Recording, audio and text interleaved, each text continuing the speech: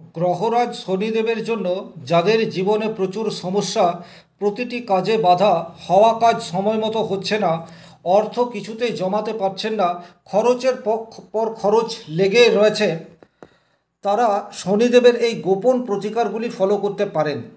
সেক্ষেত্রে কিন্তু অল্প কিছুদিনের মধ্যেই শনির কুপ্রভাব থেকে আপনারা বেরিয়ে আসতে পারবেন। নমস্কার, আরও একটি নতুন ভিডিওয় আপনাদের স্বাগত জানাই। আমি শ্রী বিশ্বজিৎ। অনেক মানুষ রয়েছেন যারা শনিদেবের কুপিত দৃষ্টির জন্য জীবনে প্রচুর প্রবলেমের মধ্যে রয়েছেন। তাই এই গোপন প্রতিকারগুলি, যেগুলি সচরাচর খুব একটা প্রকাশ করা হয় না, কিন্তু বহু প্রাচীন গ্রন্থে এগুলির উল্লেখ পাওয়া যায়, এগুলি যদি আপনারা নিয়মিত অভ্যাস করেন, সেক্ষেত্রে কিন্তু নিজেরাই শনিদেবের কৃপা লাভ করতে সমর্থ হবেন। আমি এক এক করে বেশ কিছু গোপন প্রতিকার নিয়ে আলোচনা করব।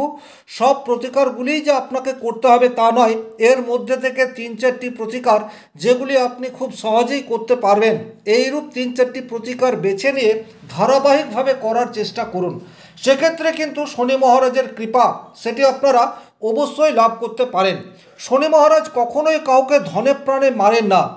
তিনি দোষ করলে আমাদেরকে শাস্তি দেন, বা আমাদের জীবনের পাপ সেটিকে ধুয়ে মুছে পবিত্রতার দিকে নিয়ে চলে যেতে চান। তাই শনির জন্য আমাদের জীবনে মাঝে মাঝে বেশ কিছু প্রবলেম চলে আসে, তবে ভয় পাবেন না।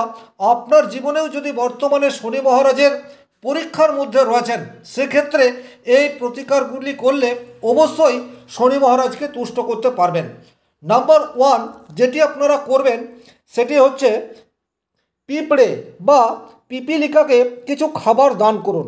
আপনার বাড়িতে এমন কোনো জায়গা খুঁজে নিন, যে জায়গাটিতে আপনারা সামান্য আটা, একটু গুড়, কালো তেল মাখিয়ে কোনো জায়গাতে রেখে দিন, যে জায়গাতে একজ্যাক্টলি আপনারা খুব একটা যাওয়া আসা করবেন না। এটি শনিবার দিন আপনাদেরকে করতে হবে। প্রত্যেক শনিবার এটি ধারাবাহিকভাবে করে রাখুন, এবং যদি দেখেন যে সেখানে পিঁপড়ে আসছে এবং আস্তে আস্তে আপনার দেওয়া খাবারগুলি পিঁপড়ে খাচ্ছে, সেক্ষেত্রে কিন্তু শনি মহারাজের কৃপা দৃষ্টি আপনি আস্তে আস্তে লাভ করতে পারবেন। 2 নম্বর যে প্রক্রিয়াটি আপনারা করতে পারেন সেটি হচ্ছে অত্যন্ত ইফেক্টিভ। সেটা হচ্ছে কোনো ভিখারিকে নীরবে কিছু দান করা।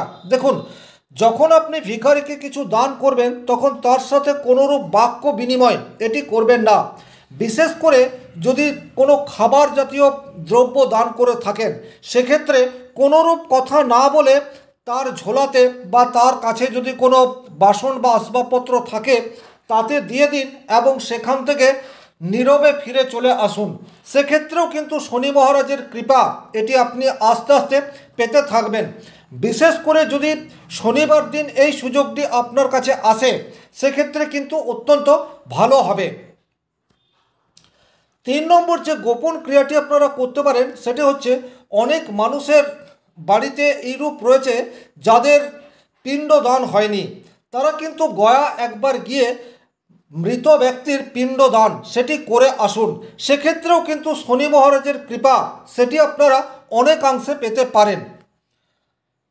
প্রচুর মানুষের শনির দৃষ্টির জন্য সমস্যা হয়। আপনারা প্রত্যেকেই জানেন, শনি মহারাজ যেখানে থাকে সেই ঘর থেকে 3 নম্বর ঘর, 7 নম্বর ঘর এবং 10 নম্বর ঘরে দৃষ্টি দেয়। অর্থাৎ জন্মকুণ্ডলিতে শনি যে ঘরটাতে থাকে, সেই ঘরের চেয়ে 3য় ঘর, 7ম ঘর এবং 10ম ঘরে শনি মহারাজের দৃষ্টি থাকে। আর শনি যে ঘরে অবস্থান করে তার চেয়েও ভয়ঙ্কর যে ঘরে দৃষ্টি দেয়। শনির দৃষ্টিকে কিন্তু জ্যোতিষশাস্ত্রে ভালো মনে করা হয় না। এখন যে টোটকাটি বা যে উপায়টি আমি বলতে চাইছি, সেটি কিন্তু আপনারা এই প্রক্রিয়াটি খুব ভালোভাবে করতে পারেন। সেক্ষেত্রে কিন্তু আপনাদের দৈনন্দিন জীবনে যে হওয়া কাজে বাধা চলে আসছে, বাড়িতে যে দারিদ্রতা চলে আসছে, সামান্য কিছু বিষয় নিয়ে ঘরোয়া অশান্তি, এই বিষয়গুলি আসছে, তারা কিন্তু এটি নিয়মিত অভ্যাস করলে সুফল পেতে পারেন। আর যাদের জন্মকুণ্ডলী নেই, তারা করতলে শনির ক্ষেত্রটিকে ভালোভাবে দেখে নিন। শনির ক্ষেত্রে হাতের রেখায় যদি এই ধরনের আড়াআড়ি রেখা তৈরি হয়ে যায়, অর্থাৎ এই হাতটিতে যে চিহ্নটি অঙ্কন করা রয়েছে, এইরূপ যদি শনির ক্ষেত্রে আড়ি রেখা তৈরি হয়, তারা কিন্তু বিশেষভাবে এই প্রক্রিয়াটি করবেন, তাতে কিন্তু 100% উপকার পাবেন। তাহলে কি করতে হবে সেটি হচ্ছে ছায়াদান। দেখুন, এটি কিন্তু আমার মনে হয় আপনারা কোনোদিন শোনেননি। ভালো করে বিষয়টি বুঝে নিন আপনাদেরকে কি করতে হবে। দেখুন, প্রত্যেক শনিবার দিন সন্ধ্যাবেলা অর্থাৎ সূর্যাস্তের পর একটি পাত্রে তেল রাখবেন, এবং সেটি যদি লোহার হয় তাহলে খুব ভালো হয়। লোহার পাত্রে সর্ষের তেল রাখবেন বা তিলের তেল রাখবেন, এবং সেখানে নিজের মুখের ছায়া এটি দেখার চেষ্টা করবেন। আর তারপরে সেই তেলটি কোনো দরিদ্র ব্যক্তিকে দান করে দেবেন। সেক্ষেত্রে কিন্তু শনি মহারাজের কৃপা লাভ আপনারা খুব অল্প দিনের মধ্যেই করতে পারবেন। বিষয়টি খুব ভালোভাবে বুঝে নেবেন। আমি আরও একবার রিপিট করে দিচ্ছি। একটি লোহার পাত্রে সর্ষের তেল অথবা তিলের তেল সেটা পূর্ণ করে রাখবেন শনিবার দিন সন্ধ্যাবেলা, এবং আপনার মুখের ছায়া সেটি তেলের মধ্যে পড়বে সেটি দেখবেন। আর তার পরের দিন কাউকে কিছু না বলে সেই তেলটি কোনো একজন ব্যক্তিকে যার প্রয়োজন রয়েছে তাকে দান করে দেবেন। সেক্ষেত্রে কিন্তু শনি মহারাজ অত্যন্ত প্রসন্ন হবে। এর বাইরে যে প্রতিকারগুলি রয়েছে সেই প্রতিকারগুলি নিয়েও আলোচনা করব। আপনারা এই প্রক্রিয়াটি প্রত্যেক দিন করতে পারেন। 8টি কালো পাথর, যেগুলি পাওয়া একেবারেই দুষ্কর নয়, আপনার বাড়ির চারপাশে এই ধরনের পাথর থাকতেই পারে। কালো পাথর 8টি, এটা কোনো এক শনিবার দিন নেবেন, এবং সেই শনিবারে কাউকে কিছু না বলে বহমান নদীতে সেগুলি ফেলে দিয়ে পেছন ফিরে চলে আসবেন, আর তাকাবেন না। সেক্ষেত্রে কিন্তু শনি মহারাজের কৃপা এই বিষয়টি আপনারা পেতে পারেন।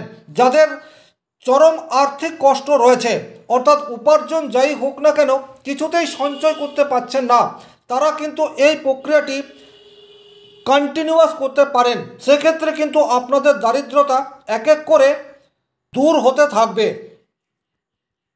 এরপর আরও একটি উপায় যেটি আপনারা করতে পারেন, বিশেষ করে যাদের অর্থ কষ্টের মধ্যে রয়েছেন, যাদের জীবনে অর্থের অভাব রয়েছে, তারা এই প্রক্রিয়াটি করতে পারেন। সেটি হচ্ছে দারিদ্র নাশকায় শনি মন্ত্র জপ।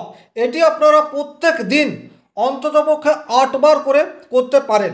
প্রত্যেক দিন 8 বার করে করতে পারেন, তবে সূর্যাস্তের পর করলে এটি বেশি ইফেক্টিভ হয়। এই মন্ত্রটি কি আমি বলে দিচ্ছি, তাছাড়া আপনারা ইউটিউবে সার্চ করলেও পেয়ে যাবেন। ওং নমঃ ভগবতে শনিশ্চারায় দারিদ্রায় নাশকায় নমঃ। এই মন্ত্রটি আপনারা 8 বার করে জপ করতে পারেন। সেক্ষেত্রেও কিন্তু দারিদ্রতা দূর হবে। এর বাইরে আপনারা কিছু করতে পারেন, সেটি হচ্ছে আপনার ব্যবহার করা জুতো সেগুলি কিন্তু আপনি দান করতে পারেন। ছাতা বা লোহার কোনো সামগ্রী সেগুলি কিন্তু দান করতে পারেন।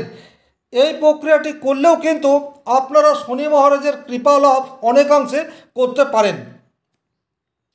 একটা কথা খেয়াল রাখবেন, শনিদেবকে আপনারা ভয় পান, কিন্তু শনিদেব প্রকৃতপক্ষে ভয়ের কোনো কারণ নয়। তিনি বিচারক। তিনি আমাদের ভুলের প্রতিশোধ না নিয়ে আমাদেরকে শিক্ষা দেন, আর তার শিক্ষাদান পিরিয়ড যতদিন আমাদের মধ্যে চলতে থাকে ততদিন আমাদের জীবনে একটার পর একটা বাধা বিপত্তি প্রবলেম এই বিষয়গুলি আসতে থাকে। কিন্তু শিক্ষাদান পর্বটি শেষ হয়ে গেলেই আপনার জীবন কিন্তু সুমধুরভাবে এগিয়ে যেতে থাকবে।